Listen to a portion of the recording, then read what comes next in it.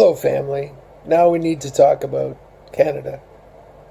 For those of you that know me, you know that I am both American and Canadian in my citizenships. My mother was American, never gave it up, and had me registered when I was born as a citizen of the United States. I was also born in Canada of a Canadian father and came by my Canadian citizenship, honestly, as well. But I'm very concerned for my country, Canada, because Canada is much further down the road to a godless society that is really looking to become what Nazi Germany was. We have decided that the freedoms that are guaranteed in the Canadian Charter of Rights and Freedoms are nothing but lip service to the idea that we are a free people. And yet, what Trudeau wants is a great reset. He wants the green remaking of a socialist republic here in Canada. He wants to believe that we are to be a non-nation state, that we are sort of this region that is a place for everyone in the world, and that really needs to be socialistic in its nature. That we need to have no private property, that we need to have a guaranteed income for everyone. And these ideas are foolish ideas that have never worked anywhere, and they won't work now. The consequences of these things have not been thought through. The ideas that are presented to younger people who've never had any real-world experience or know anything about the fact that money, you can't just print it. It only exists as a representation of true value, and true value has to be created by people working for it. We add value to things by our efforts. And they say, well, everybody will not, we won't have to work. Well, the robots will do all the dirty work. Well, they won't do all of it.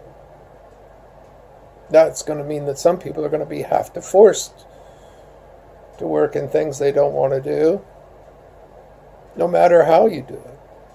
That's going to be a truth. So anyway, there's lots of problems with that.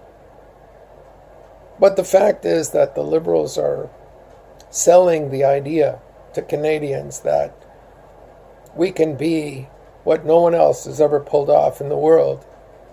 And we can actually make a success out of things that actually fail over and over and over and over again.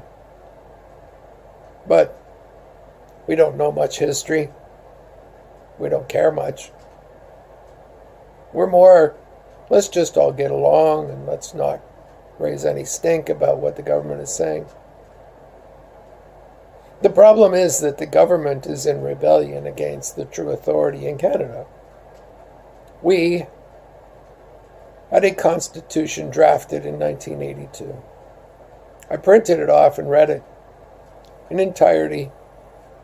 And here's what it starts with: the Charter of Rights and Freedoms, much like the Bill of Rights starts off the American Constitution. And there are 4 basic rights, 4 things that were considered fundamental to the freedom of any society. But because the government used a clause way down deep in the Constitution to allow for exceptions, they basically dismissed the most fundamental of freedoms. They've attacked all 4 that they recognize. The freedom of religion, the freedom of mobility or to travel. They've attacked everything in the name of the pandemic. The freedom to speak, to peaceably assemble. These are things that the Canadian Charter says are important. But the most important thing in the Canadian Charter is the very first line, which says that we recognize the supremacy of God, and the rule of law follows that. The problem is this, that if God is supreme, and he rules all things with authority, then any rule we make that is contrary to God's rule does not hold up. So the exception clause that they're using way down deep in the Constitution is unconstitutional. The Charter itself is, not the Charter, but the entire Constitution itself is not very well thought through, and is going to have lots of problems in court because it's a recent document and it does not have the character that the American Constitution does. It doesn't have the clarity. Has a lot of problems written right into the document. But the clarity of the beginning, in which certain things belong to humans because they are human, because they're made by God, and because God granted these rights, those are clear. Yet the government would rather deny them all at this point because, well, pandemic gives them an excuse.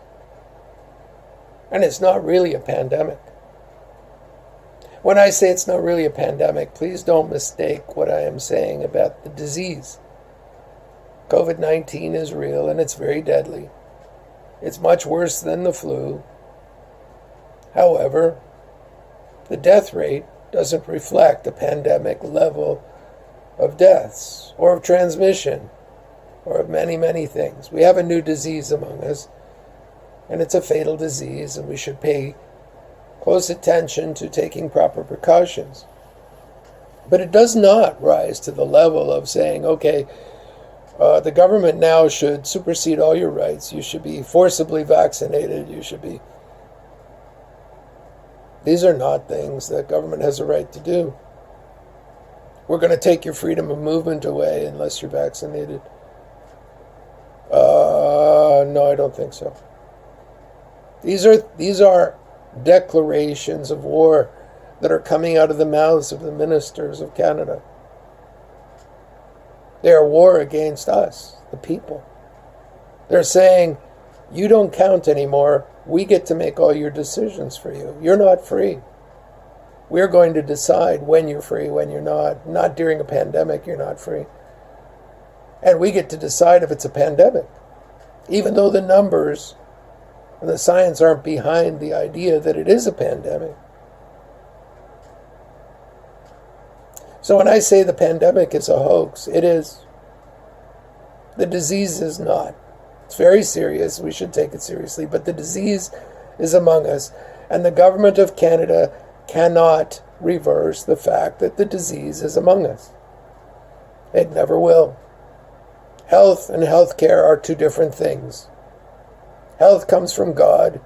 Healthcare from government in Canada. And the quality of healthcare keeps declining as Canada digs itself further and further into a financial pit. Because it all has to be paid for if we define it as being essential. Well, all I can say is this. We need to be praying for Canada because we are further down the road toward tyranny than anything else in the West. So we need to pray.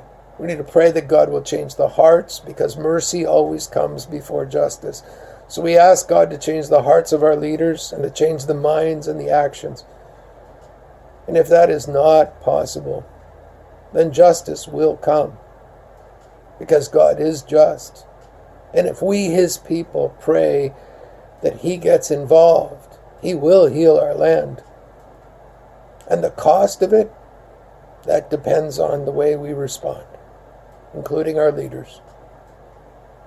I encourage any Canadian leader watching this to repent, to get before God and to say, I do not want to be God. I will lay that down. That was the Adam and Eve choice. They wanted to decide what was good and evil. Canadian government is following suit to decide what is good and evil. God says, no, that's my prerogative, not yours. When we take the choices away from people, we end up with real problems, and that's what we've got. So, Christians, pray for Canada. Pray that God intervenes here. That mercy will be extended until it cannot be extended any longer.